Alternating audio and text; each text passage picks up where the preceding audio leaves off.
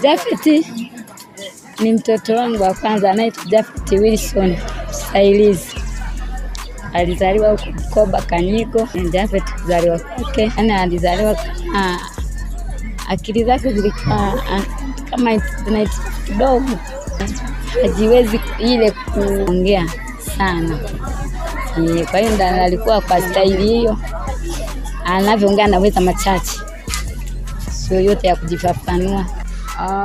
Jafet kila akitoa sadaka, unanielewa, unakuta kwenye chombo kuna yai, au unakuta kuna parachichi, au unakuta kuna embe au pela moja, lakini kila anapotoa sadaka unakuta ameandika nahitaji mke, naomba mniombee Mungu anipe mke, naomba mnisaidie Mungu anipe mke.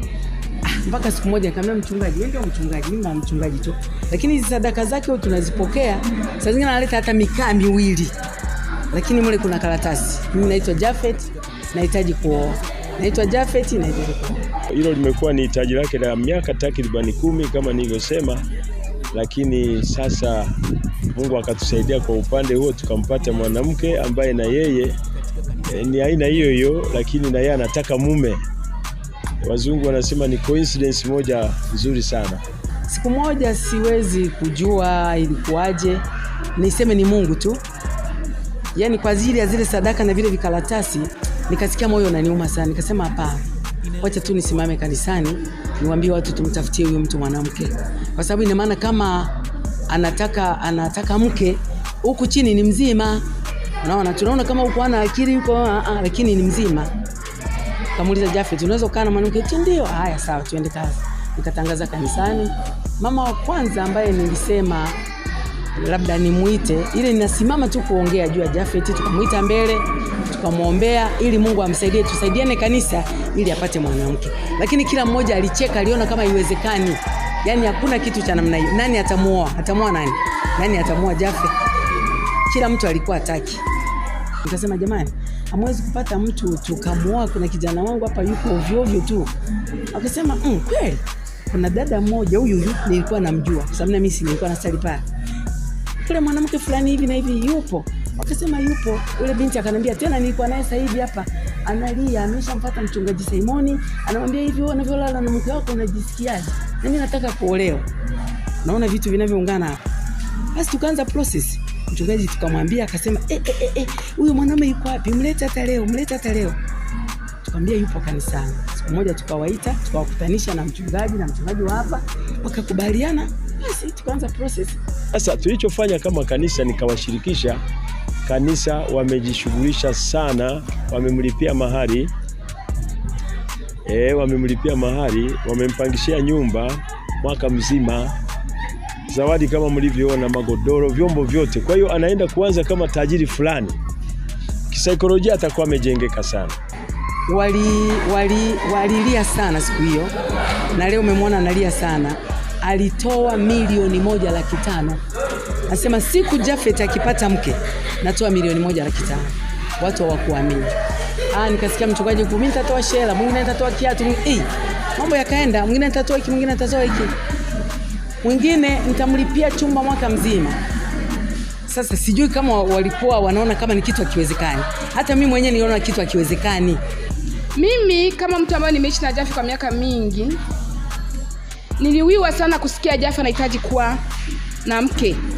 Kwa sababu ilikuwa ni hitaji lake la mara kwa mara. Sasa hii ikatupa kujua kuwa mwili wa Jafet mwingine ni mzima.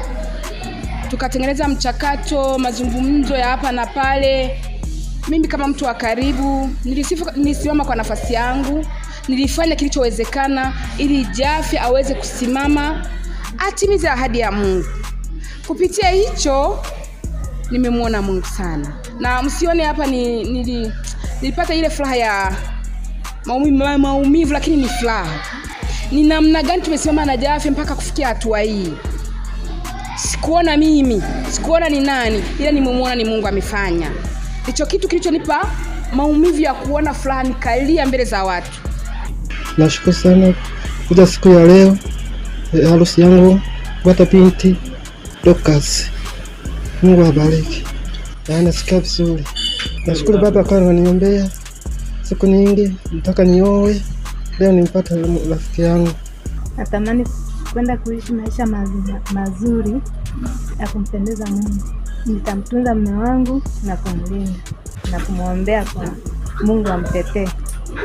Mungu atupe watoto wa kiume na wa kike. Mimi nilikuwa namuomba Mungu kila siku, sema huyu mwanangu kweli atakuja kuoa.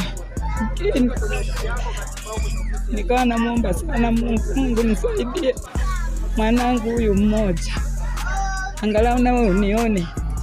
Nikawa nasema hivi, Mungu tenda muujiza. Na kweli Mungu akanisikiza, akanitendea muujiza. Ndio mpaka siku ya leo mchungaji na akawa nishika mkono mtasi, ndio mtoto wangu kufikia hatua hii. Hivi nalia machozi ya furaha.